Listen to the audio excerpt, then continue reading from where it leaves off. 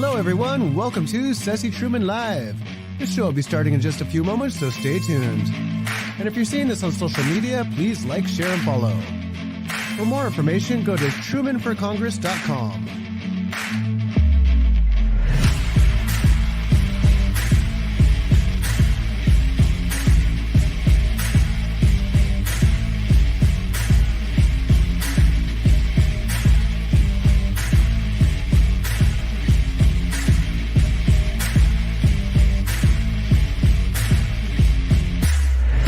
This show is brought to you by Ceci Truman. Here's Ceci. Hello, everyone. Welcome to the Ceci Truman Live show, where we are filming on multiple platforms and are airing on multiple platforms. Today is January the 21st. We are almost through the month of January, and things are really heating up with the not only the presidential race, but there are many races across the country. Today, we are going to be speaking with another congressional candidate in Texas. It's a hotbed. You've heard of Eagle Pass, Texas, where the border is located, and it's a very big topic of discussion. You see it all over the news. Today, we will be speaking with Mr. Victor Avila. He is running in Texas Congressional District 23. He is a retired supervisor special agent with the U.S. Immigrations and Customs Enforcement, or ICE. He also worked with Homeland Security Investigation, HSI, under the U.S. Department of Homeland Security. So welcome, everyone, Victor Avila. Hello, thank you. Thank you, Ceci. Great to be with you. Good to see you, Victor. The last time we saw each other was in Israel in June, and the airport. Oh yes, let's not forget the airport in Heathrow. Yes, we bumped into each other both airports, and yeah, I'm on the special, what we call the America First list. So anyhow, my badge of honor. Yes, we bumped into each other both airports. Okay, so we are going to talk about a few different things. I'd like to open up by talking about Israel. Israel's going through so much right now. They have October the 7th, they had a breach of security, as proactive as they are. And we went on a tour. We were on a delegation there in June, and we saw all the border walls. We went to Gaza. We went to Egypt, Syria, Lebanon border. We were at the Golan Heights. We also saw Trump Heights, where they honored President Trump for opening the embassy, or moving the embassy from Tel Aviv to Jerusalem. And where else did we go? We went to Lebanon. Yeah. Yes. So, we know that Israel has, as proactive as they are, they have endured a horrible massacre, and this is worse than the Holocaust. They have lost over 1,000 people were murdered brutally, 5,000 rockets on the morning of October the 7th, and over 100 people kidnapped and still missing, including Americans. So share with the people our trip to Israel, what we did, and your perspective on everything that we learned there. Well, I got to tell you that it was very eye-opening. I had never been to that part of the world, and it was incredible, obviously, to be in the Holy Land and to see that part as well. As a Christian, it was very, very rewarding for me. But also the border security tour that we had, and going to these border areas, and I couldn't help but, as a border security specialist in my own right over here in our own country, I couldn't help but just compare every single thing that we were seeing in Israel versus what we do in the United States. Now, keep in mind that the border is very different under this administration, and it's nowhere to be compared, not even close to the security that Israel, and the emphasis that they put on their border security, no matter who their prime minister is or their president. Their border security is top of mind because it's life or death. And I remember having this conversation with one of the IDF individuals. I don't want to say the title. I don't know if it was a colonel or what they were, but the IDF people that were briefing us. He mentioned that about life and death, and I said, listen, it's life and death in our border as well. And because we've had close to 1,800 deaths on our southern border between Mexico and the United States, and plus the hundreds of thousands of deaths in the United States due to fentanyl poisoning. So I also consider our border a life and death situation. I think it's a bigger picture than just illegal immigration. But going back to Israel, we saw the border, we saw the wall, but most importantly, people need to understand their barrier is usually, most of the barrier is a fence, but it's not just the ordinary fence. It's a fence that is reinforced and has a lot of technology attached to it, which we have that technology in the US. We just do not put it to use because this administration won't allow us to have that technology. The walls and the barriers work when it's in conjunction with enforcement of the law and in conjunction with personnel attached to it, not just by itself. And so after what happened on October 7th, you know, I was very sad that day because I was only thinking, if that could happen in Israel and the way it did and the breach of that security, we don't have border security right now, and it's wide open.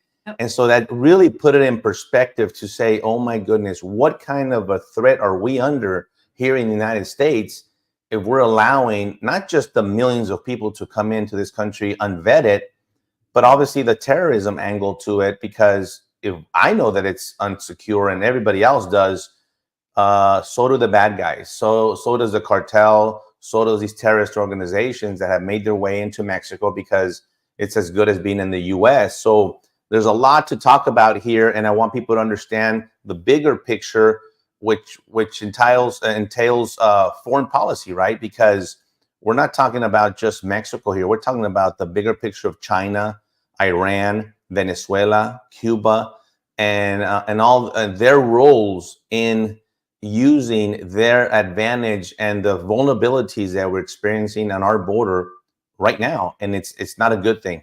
No, it's not. This is a national security threat. Absolutely. And my heart is broken for Israel. And, you know, there's still hostages left there. But, you know, and the pressure that Israel is receiving by the international community, that they, you know, they're trying to tell them, you know, what to do as far as defending their nation. And I don't think that any other country has the right to tell America how to defend itself, let alone tell Israel how to defend itself. They have every right as a sovereign nation to defend their country. And right. Just looking at the map, it's such a tiny country. We hit every spot. I mean, we went everywhere, and you know, it's very concerning because Israel's considered the little Satan. America is considered the big Satan or the great Satan. And so with open borders, I feel like it's been orchestrated, and that it's been done on purpose. And the current administration, you know, Secretary Mayorkas and also Vice President Kamala Harris, they have purposely turned a blind eye to our open borders. We have seen military age men, for the most part, not even families. And then we see, of course, the children unattended without parents. So it's a fentanyl crisis. I mean, this is a humanitarian crisis as well as a national security crisis and an economic crisis, you know, to the American taxpayers. But when we think about the humanitarian crisis, we've got human smuggling, human trafficking, mostly children that disappear. We never know whatever is the end result of their lives. They go unaccounted for. And I think this is cruel for this current administration to turn a blind eye to that human suffering. But absolutely, this is a national security crisis for Americans. And I really think that most Americans have no earthly idea what the potential that can happen to America. And it's so troubling to me. I'm thankful for Israel having a strong stance, and they've put their foot down once and for all. They're not going to allow Hamas to flourish any longer. They're not going to be allowed. It's so interesting also with the Palestinians. They participated in those acts of war. And, and actually when the Israelis were caught and, died, they celebrated in the streets. And so there's a lot of bad information out there on the internet regarding the Israeli situation with the Palestinians and everything. But Egypt does not want to take the Palestinians in, the Jordanians. All the other countries do not want to take them. They expect Israel just to keep them there. But the infrastructure that they've built, all the humanitarian aid, all the billions of dollars that the Palestinians have received has all gone to build weapons to be used against Israel, and they are finding even more than what they expected they were going to find there. So my district, I'm running for Congress as well. My district's also a border district, and I have no doubt that what they have done in Israel, they are planning to do here in America.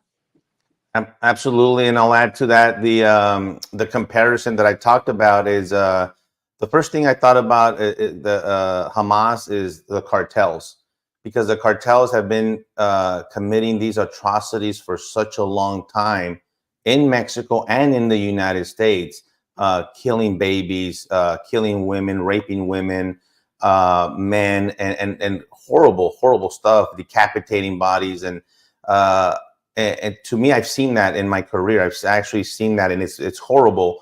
And so what it did, it brought to light the atrocity, the evil that exists in Hamas and other terrorist organizations. Obviously, Hezbollah is very active now. Hezbollah is even all the way into Venezuela. But the key here is that they hate Israel. They hate the Jewish people, and we're the extension. The United States is the extension of that, because we're the ally of Israel. And this administration has politically on the face said that they stand with Israel, but really in their hearts, they do not. They have ordered and wanted and suggested, and whatever word you want to use, for Israel to stand down or to pause. And the United States put so much pressure on Israel that they actually took a couple of pauses during the last couple of months because of the Biden administration almost forcing them to do that. Which I completely disagree with. I stand with Israel in taking Hamas out of and wiping them out of the face of the earth, because you know what? We don't have to guess what Hamas wants to do to Israel and to the U.S. They told us. They put it on video. They said, we want to wipe you off the face of the earth. We hate you people. We hate you Westerners, including the United States. And there's people shouldn't have any doubt about that. Yet we have millions of people in our own country protesting on behalf of Hamas, and it is very mind-boggling to me that is the big picture. I think that you and I in Congress would want to do something here with our education system and our school system at every level, because this is not acceptable that our kids. In general, a lot of them are being brainwashed and believing this nonsense because that's what they hear from their professors. And so we have our work cut out for us when we get in there when it comes to protecting the sovereignty of the United States. Yes, we are a sovereign country. I'll tell you what, who shoves their sovereignty in their face all the time is Mexico. Oh, we're sovereign and we put Mexicans first. But as soon as we put United States first and America first, we get called a lot of names. But you mentioned Mayorkas and Blinken. They went to Mexico a couple of weeks ago on two separate meetings. And let me tell you right now, they have not disclosed to date what the results of those meetings were. And I'm going to tell you what I think happened because of what I'm seeing at the border here in Texas. And you're probably also seeing the effects in California and Arizona. So they go over there, they make a deal with the devil, the Blinken and Mayorkas. And this is what I think is happening. They went over there and asked the Mexican government to stop the flow or detain the flow of illegal aliens coming into the United States. And they did. And so I was just at the border 8 days ago in Del Rio and Eagle Pass, Texas. And I'm like, where are the aliens? There was hardly any, but there was a couple of stragglers. We went from 15,000 a day down to 4,000 a day, border wide, but in Eagle Pass down to 700. And you would think, well, this is great, right? And this is what the Biden administration is fooling the American people with. So this is what I think is going on. They're holding them. Mexico all of a sudden has the manpower to hold them, and obviously they can when they want to. They just choose not to do it, and they're holding these people, thousands. My sources tell me there's about 50,000 people from Tapachula all the way to Monterrey, Mexico. They're holding them in warehouses, and they're holding them. Wow. That's it right now. Why? Because the Biden administration has gotten hit very hard with the border. They don't care about you and me. They don't care about the illegals. They care about their politics and their power and the way they've been hurt by the optics of the southern border crisis that they created. That is 100% deliberate. And so they told Mexico, hey, hold it off. And that way it looks like we're securing the border. This is very, very dangerous what's happening right now. So then a couple of days after those meetings, the president of Mexico has the audacity to demand, and that's the word that he used. He demanded the United States give him, the country of Mexico, $40 billion to help secure the border. He also demanded the United States to give 10 million Mexican illegal aliens present in the United States to give them a permit to remain here, and also demanded the U.S. to lift the sanctions that we have against Venezuela. First of all, where does Mexico get off demanding anything of the United States? This is where I know that the conversation that they had based on Mexico's actions are not the same conversation that you and I would have with Mexico. So we have to hold Mexico accountable, and they need to be, we need to put, we're talking about sanctions against Mexico. We're talking about terrorists. We need to do something completely opposite, 180 degrees difference than what this administration is doing. So this is what they're telling me. They're telling me that these people are going to be released into the U.S. At the end of February, early March. And what's going on at that time? The primaries, Super Tuesday. Exactly. So they could see that and tell, you see, they're going to say the Democrats are going to blame the Republicans again because we don't want to vote for their bills. We don't want to vote for their budget because they're including $14 billion for the border. That is not for border security. It's to continue them to give it to the NGOs and the facilitation of the movement of these people. And this is dangerous when you're playing with people's lives. You're playing with policy, and it's going to happen, and you're going to see this. And so a lot of moving parts to this is going to occur here in the next month and a half. You're going to see this. It's not ending. It's been very quiet, and that's what the Biden administration wants. They want people to be talking about something else. So I'm so glad that you're doing this show about this today, because we can't afford to stop talking about it. It's not the end. The Biden administration is still continuing to do it deliberately, and it's a lot. It's the millions of people that a lot of them. So the stats saying, I think that the official number is about 8 million that this administration, that they have encountered, that they know have allowed in. I talk to Border Patrol all the time. They say it's at least one more individual for everyone they encounter, so you could easily double that number. Exactly. So with that, they say about 10% of those individuals are bad individuals, criminals, cartel, sex offenders, terrorists. But what's 10% of 15 million or 16 million? That's 1.6 million people. That's a lot of people that are going to come into this country and commit crimes. And they happen all the time, Ceci. They happen, these illegal aliens come into our states and commit crimes. And we don't need more crime. We have a crime surge already in this country. And I go around the country talking to police departments, sheriffs, and they tell me, Victor, we have the same number of police officers. We have the same budget. There's no more money. And then all of a sudden we get an influx of all these people. And the criminal justice is being impacted. I know you and I have been talking about this a lot. The schools are being impacted.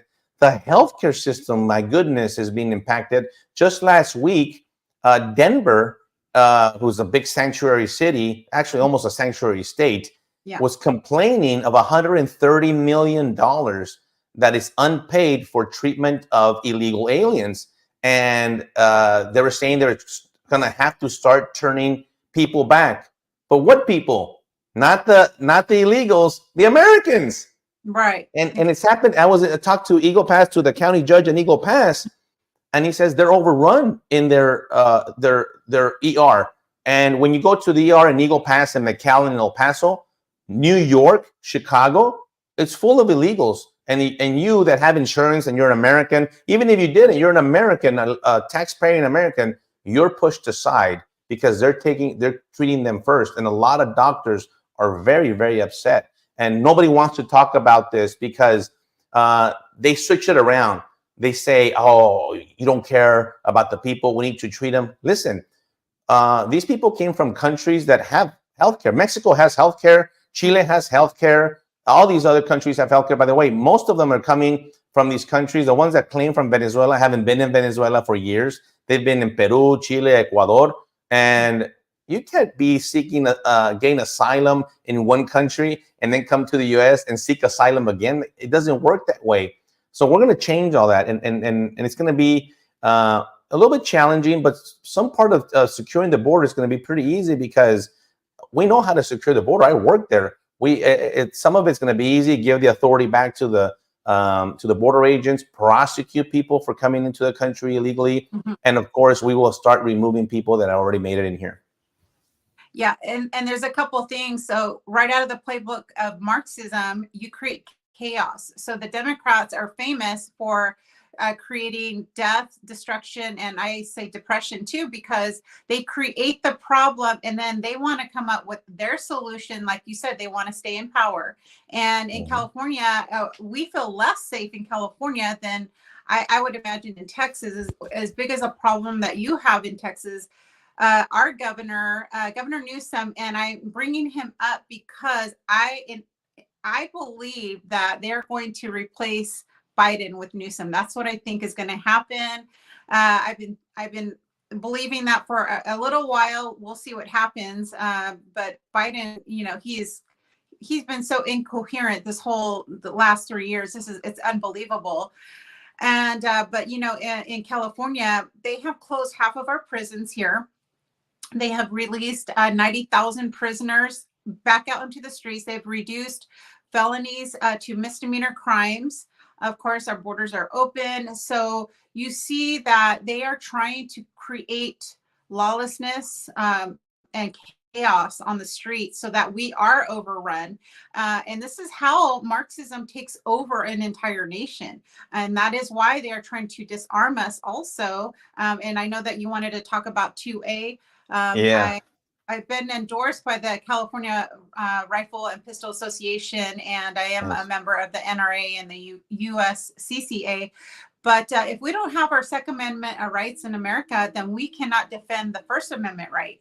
And so, also regarding the border, I don't know if you heard this, but there are, I don't know if they are the NGOs or who's counseling the migrants, but they actually will cross into America, go back to Mexico, cross again, because they receive a check and benefit package every single time they cross into our nation. And so there's rumors that people are doing this like 3 and 4 times a month. Right. And it's so much fraud going on. And by the way, in California, the cartels have taken over so much with these marijuana growing fields that a lot of people have been killed violently. I remember last year, I think it was in Fresno, that big hit where they killed a whole family, including a 10-month-old baby and the 16-year-old mother. These are cartel hits happening in our country. So the protection, and I think you and I are on the same page of protecting that Second Amendment right. One of the big things of why I'm running another issue that's popped up in my district in 23 in Texas is that the incumbent voted to restrict our gun rights. He voted in favor of red flag laws, and that doesn't go well and sit well in Texas. And because this is supposed to be a Republican, by the way, and they're weakening us because every time you have these votes, they're chipping away. They're chipping away at that Second Amendment right it shall not be infringed. Right? It's a God-given right that we People think a lot of times, well, it's a gun. Why do you need a gun? It's not. It's bigger. The Second Amendment is bigger than you having a gun or a rifle. It's the against the protection against tyranny. Because we know that administrations like the Gavin Newsom administration, the Biden administration, they're socialist, communists. I don't know what they are anymore, but they want the control of the people. And what's happening right now in the United States, it's Hispanics are waking up, the Black community is waking up and saying, no more of this, because now they've got to see the illegals at their doorstep in Chicago and New York and Denver and Maryland, you name it, you name the state, and they're there.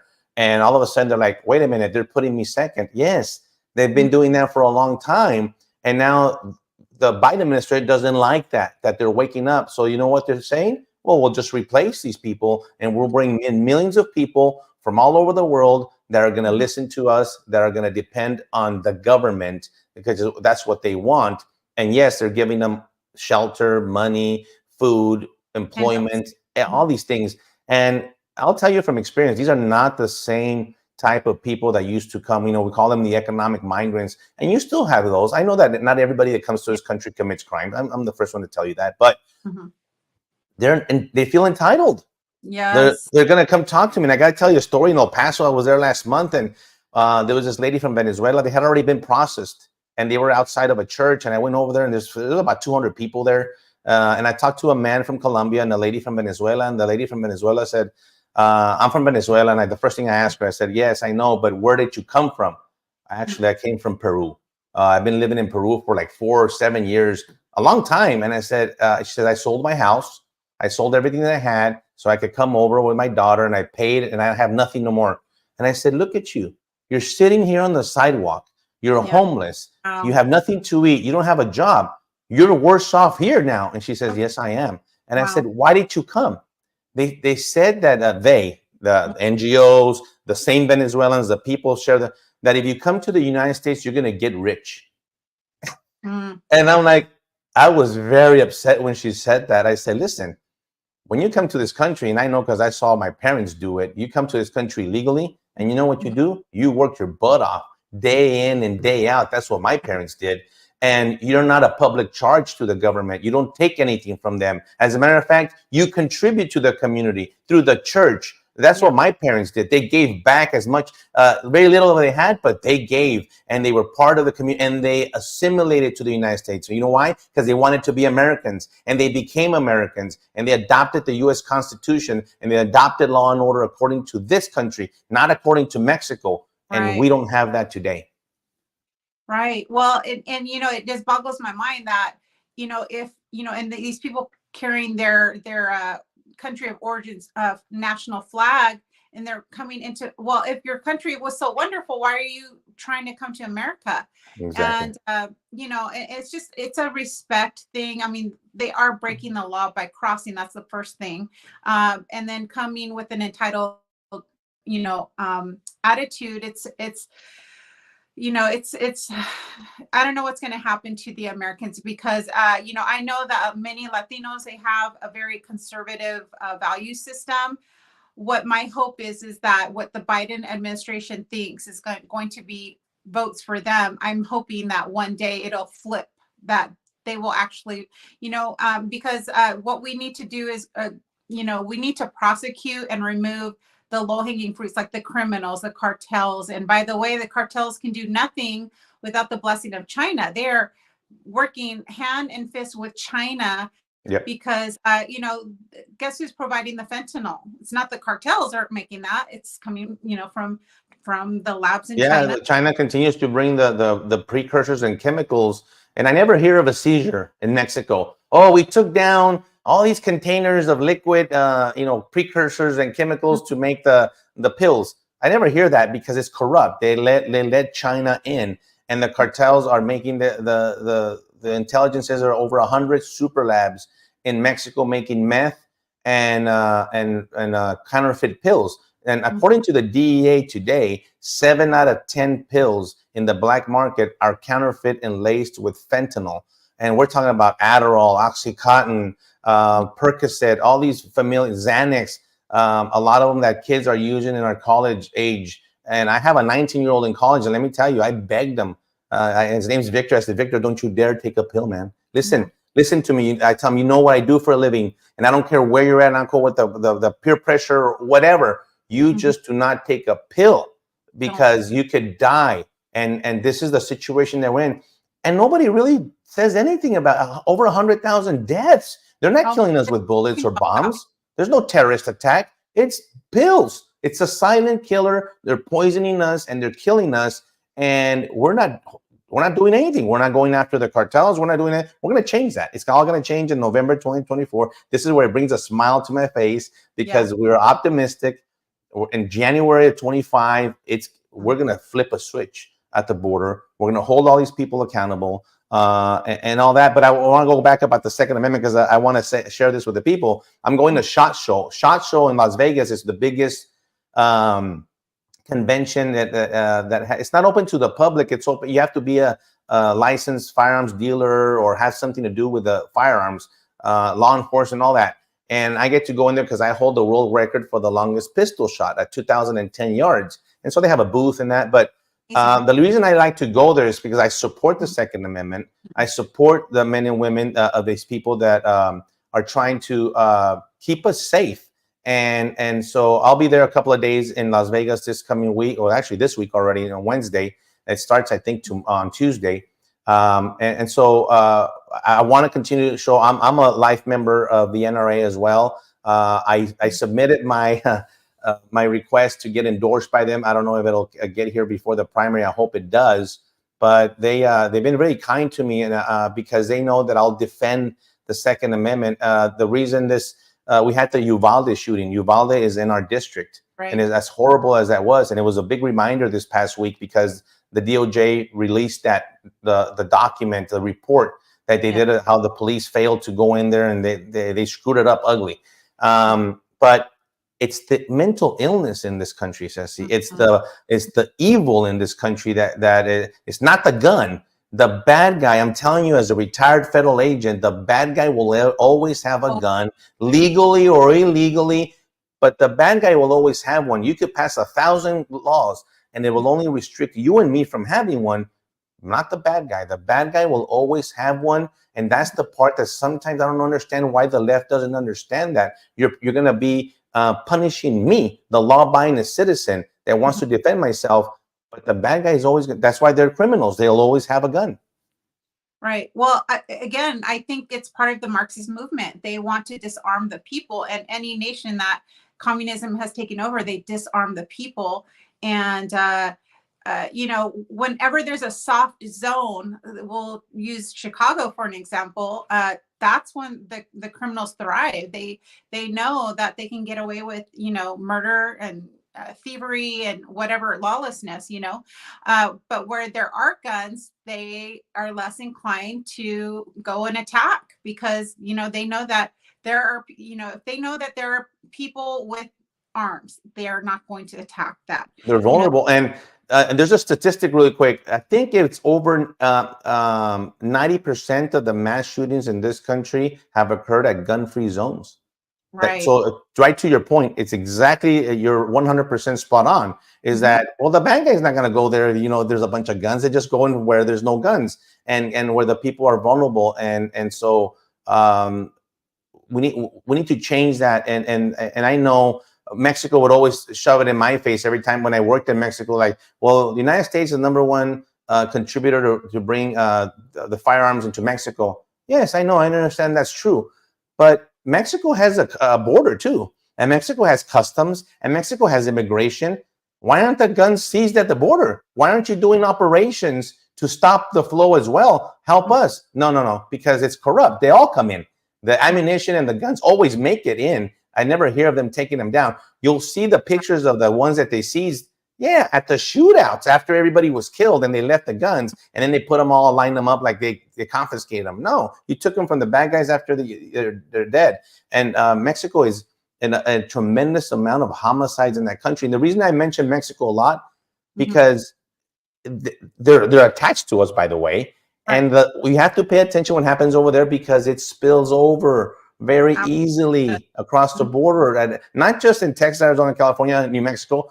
the whole country. We have cartel presence in every part of this United States, working hand in hand with the Sinaloa cartel, the Cartel Jalisco New Generation, that I think you and I are in agreement to designate them as foreign terrorist organizations. Absolutely.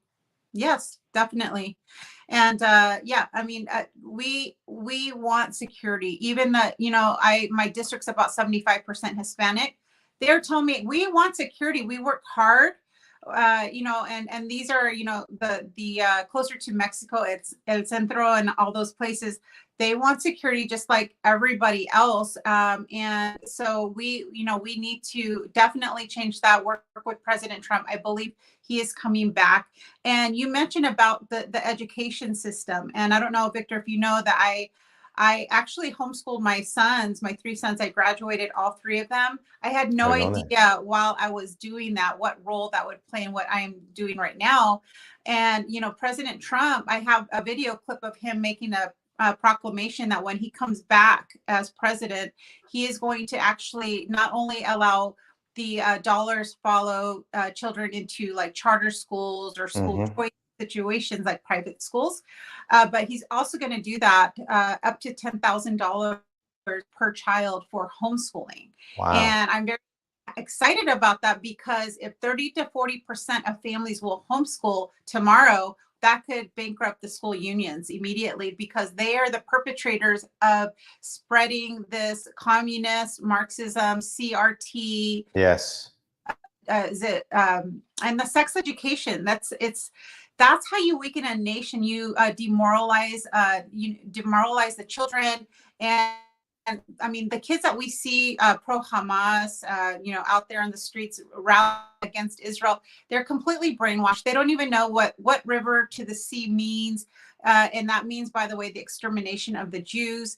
And so, you know, they're completely brainwashed by the professors who, you know, these universities and our public school system have been funded with billions of dollars from China, from the Muslim Brotherhood called CARE. Tom Trento was on the show 2 weeks ago. We spoke about he spoke about CARE and what that organization is all about. But you know, that is who's been funding our schools, and go figure why the children or kids or young people this generation so lost. And well, you mentioned education. I'm on board to get rid of the Department of Education at the federal level.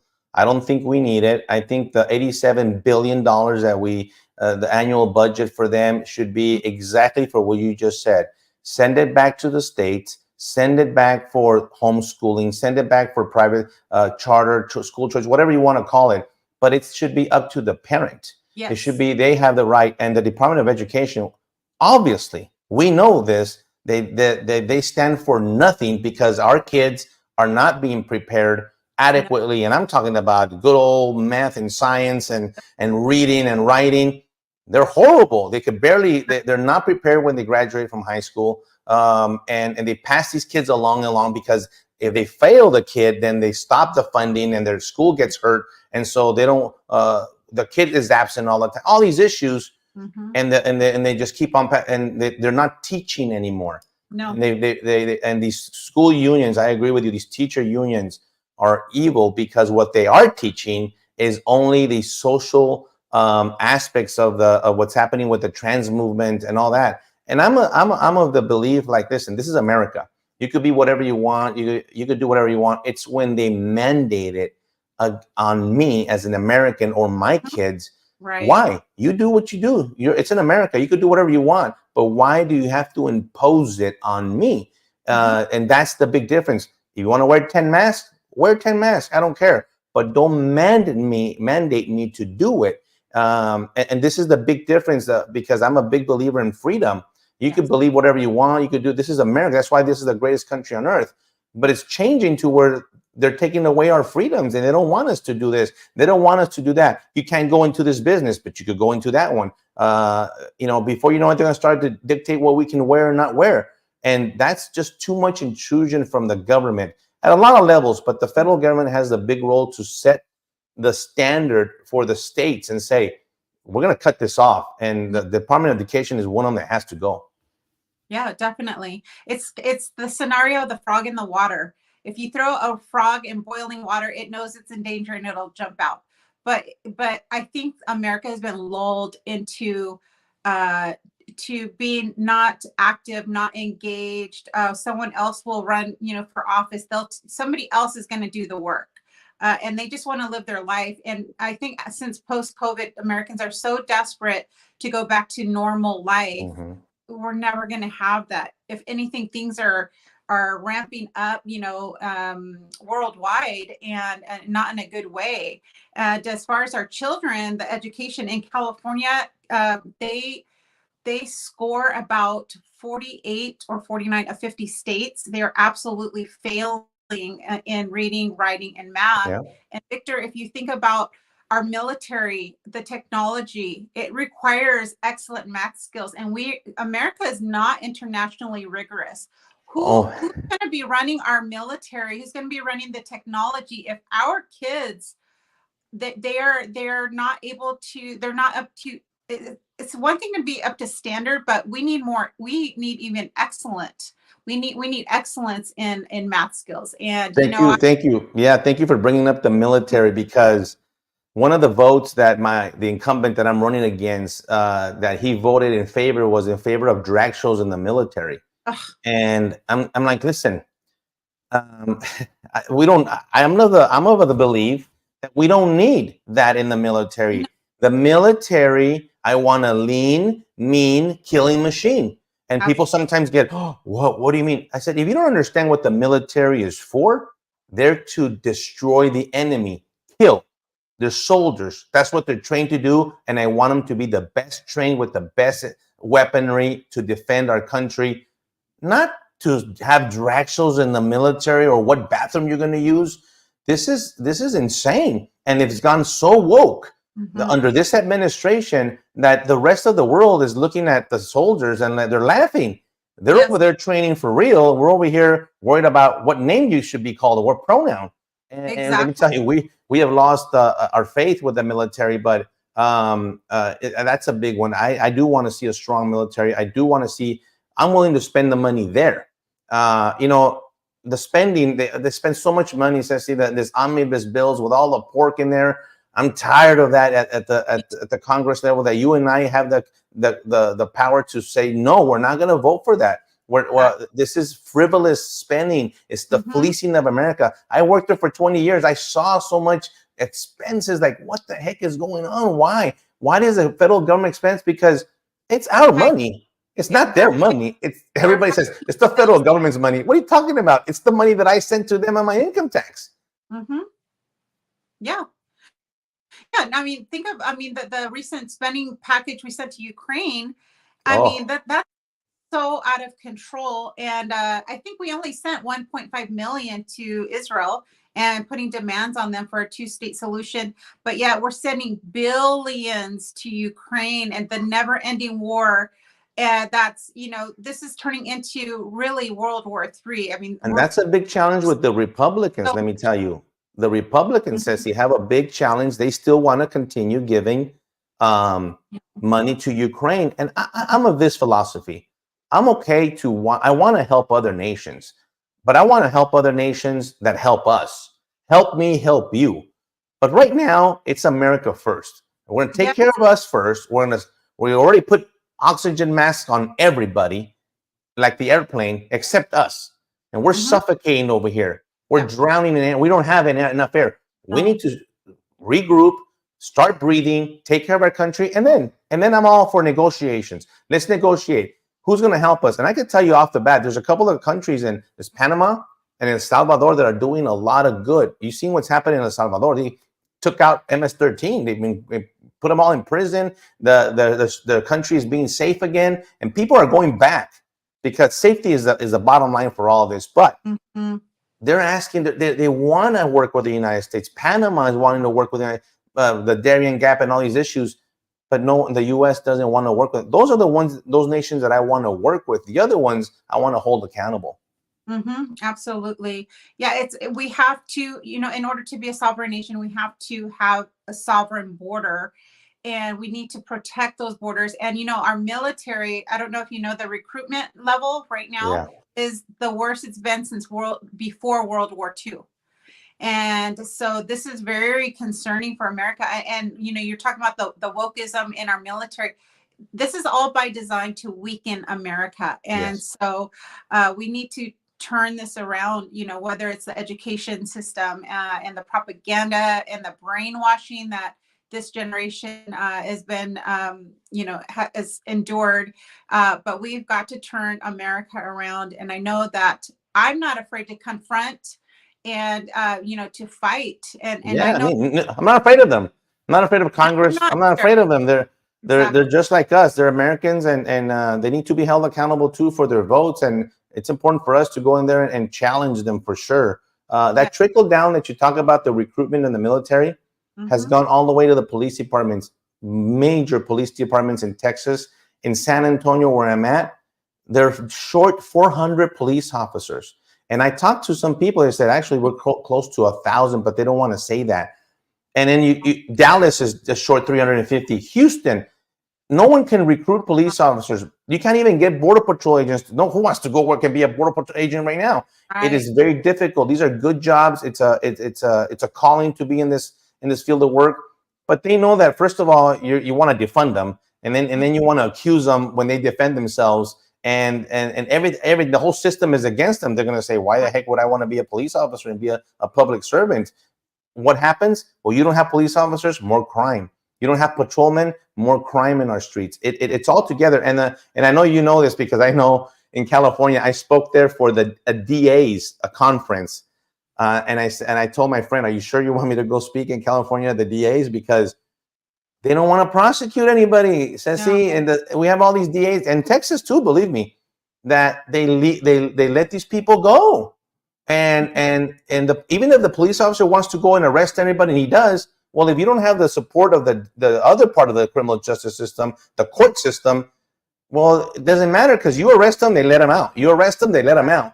And I went and spoke in DA to this conference, and I toned it down a little bit because I wanted to get my point across. Because if you go, I didn't want to go too hard because I didn't want to lose the audience. But I told them, listen, there was a lot of victim witness coordinators in the audience, and I used to be a victim witness coordinator when I was the agent as a collateral duty. And I said, think about the victims of the crime. U.S. citizens, illegals committing crimes against U.S. citizens. What about the victims? Everybody forgets about the victims. The girl I was in New York last week. Mm-hmm. An illegal alien raped a 13-year-old little girl, American. You don't hear about these in the news nationwide. This one did make the national news. The one in Colorado, the drunk driver that killed the mother and the son. He had been arrested I don't know how many times for DUI and is illegal. It happens every single day, but they get forgotten. They're the ones that we're supposed to be fighting for. I tell people all the time, if something happens to you, if you're a victim of a crime, that's too late. We're trying to be preventative here. We're trying to be proactive. In my law enforcement career, a lot of stuff that we did was reactive, right? You wait for the crime to happen and then you go investigate it. But a lot of time as an investigator, we became proactive. Hey, let's go out there and look for the bad guy. Let's go out there and find, investigate, and the human trafficking victims, and let's go arrest. And so we need to change that. And it all comes down to the protection of the American people. And the media doesn't want to report these things because they are the long arm of this corrupt administration and the ones previous to it. So there are good news programs the audience can tune to. OAN, One American News. We've got next. Let's see, what else do we have? I do Newsmax. I do a lot of hits on Newsmax, OAN. Dan Ball is a great friend, and also Epoch Times. I do a lot on there. Right. I just met an Epoch Times journalist a couple of nights ago. So, yeah, we have to be very selective on the news because the mainstream media is not going to report anything that's going to make this administration look weak and incapable. And so anyhow, but well, Victor, it was very great to talk to you. We had a great time in Israel, but again, my heart is there still because of the people that are suffering still. And, Still. like, remember when we were there, the tourism was up, and you can imagine like now, like they have no tourism, no income, and life has changed for the Israeli people. And they're having to, 5,000 rockets go into Israel on October the 7th. They've had more than 10,000 since then. Can you imagine that happening to America? And how will we react? I want to say, why do we have to wait for us to be attacked in this country for us to wake up? Again, it's going to be too late. If we get a horrible, and I'm not even, yes, a terrorist attack, but I've been telling, listen, something's going to happen at this border. They don't care about the drownings. They don't care that people have died already, but something else is going to happen big. And I hope I'm very wrong, but there's going to be bloodshed down there. And then people are going to be like, oh, wow, what do you mean? What do you mean? You created this. The Biden, you made this happen, and you didn't hold anybody accountable. You didn't talk to Mexico. You didn't do nothing. And then I think they already have blood on their hands, but I don't know what it's going to take at this point, Ceci, other than people like you and me. And there are other good people out there that are fighting to be the voice of the people, right? The power belongs back to them. I don't want it. I tell people I'm going to be the employee. I'm the employee. You're the employer. You're hiring me for this job. I'm asking for you to hire me. And if you don't like me, what I do in a couple of years, then fire me. But give me the chance to change these things, because I know I could at least, at least I know I'm going to do? I'm going to try. And that's not going to stop me from doing it. And I'm going to bring integrity along with it too as well. And we don't need more weakness. And we've got what we are watching in the Republican Party is weakness. We don't need any more slick politicians. We need people who are going to confront and expose what is wrong. And I know that you're going to do that. I know I'm going to do that. I'm not afraid. And I am with you. Let me do my job. And if you approve, keep me there. If you disapprove, well, vote somebody else in then.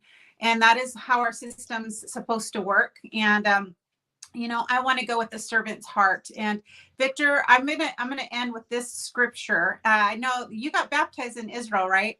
Yes, I did. That was awesome. I think I filmed you, actually. I have some footage. Yes, I have it. I have the videos.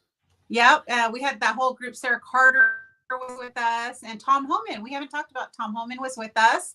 And that I talked to Tom. I'm part of the Border 911 with him and with Sarah and Derek Maltz and Mark Morgan and Rodney Scott, and we're going around the country speaking to people and telling them the truth. We're having these very truthful conversations with the people to let them know exactly. We share a lot of numbers, a lot of statistics, a lot of real world experiences, so they could know and tell people. And believe me, it's funny, Ceci, the people still really don't understand the circumstances of the border. They're a little bit more aware now, but we're going to make them even more aware so they can make the right decision in the voting booth.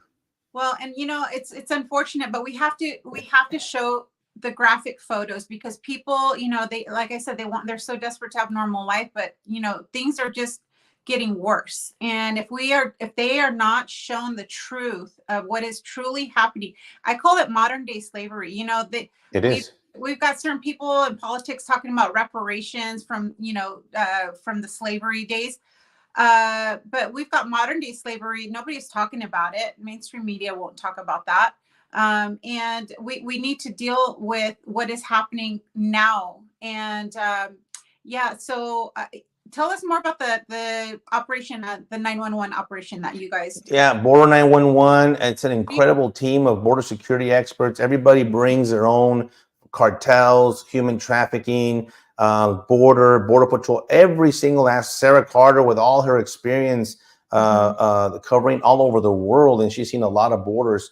So we're working with some groups right now and others to go really, really hard, probably in March and in April. I'm going to try to do as much as I can with them. They know my role as running for as a candidate. Since they're a C3, I can't be involved as a candidate with them. So I just remove myself from that and talk about my border security experience and subject matter expert in human trafficking. I talk a lot about that and the women and children that I rescued.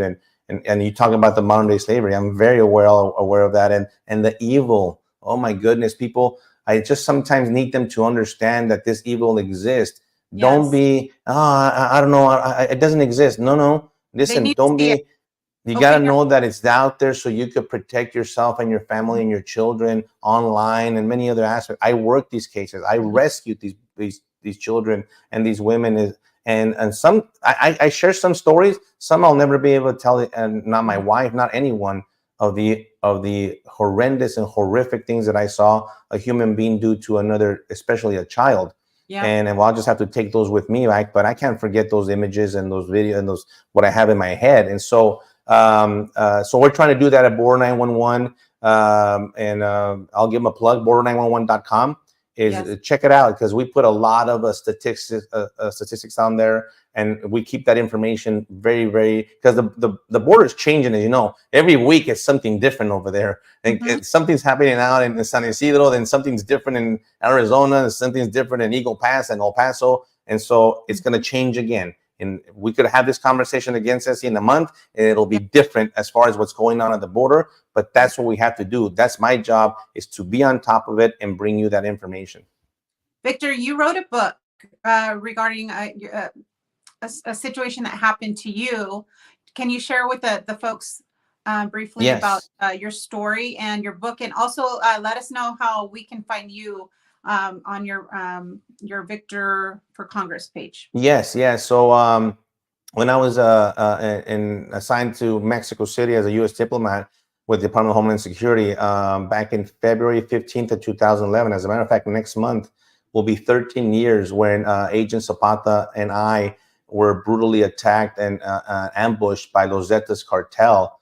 And they shot at us over 100 rounds. Agent Zapata tragically was killed in the line of duty. I'm here by the grace of God, taking 3 bullets, 1 to my chest and 2 to my left leg. And so that does something to you. That's the other evil that I've seen of the cartels and the imminent threat that we face here in our country from them. These people are pure evil. And I wrote a book. The title of the book is Agent Under Fire. You can find that on Amazon online. And it goes, I talk about my career, my family, my faith, give you some stories there of my job. And then I go in detail about my whole assignment in Mexico and the shooting. And then at the end, I said, you know what, I'm going to write about what I know. And I write about everything that I knew about border security, the wall, sanctuary cities, asylum. And if you read that book is now, almost 3 years old. And if you read it today, you think I wrote it yesterday, Ceci, because that information is, unfortunately, it's exactly what's happening, even worse, right? And so I also bring solutions I write solutions, not just talk about the problem, but what I would do. And I want to bring those some of those solutions still apply today. And I want to bring those to Congress as a member of the House Homeland Security Committee. So I would really appreciate everybody's support. Go to VictorAvilaForCongress.com, FOR, VictorAvilaForCongress.com. Your donations are very welcome with open arms. We need money to get this. We're a month away from early voting and a month and a half away from the primary on March 5th. So if you go there, I thank you ahead of time for those donations. Thank you. Awesome, Victor. Well, thank you so much for taking the time to share with the audience. And so I'm going to end with this verse. 2 Chronicles 7:14 says, if my people who are called by my name will humble themselves, will seek my face, will turn from their wicked ways, then God says, I will hear from heaven, I will answer your prayers, and I will heal your land. And it's a promise from God. So we got to hang on to that. Amen. Repent as a nation. We've got to turn from our wicked ways and turn back to biblical principles, back to God. And let's see what God will do. Thank you very much for having me. Bless you, brother. Thank you. This show is brought to you by Ceci Truman.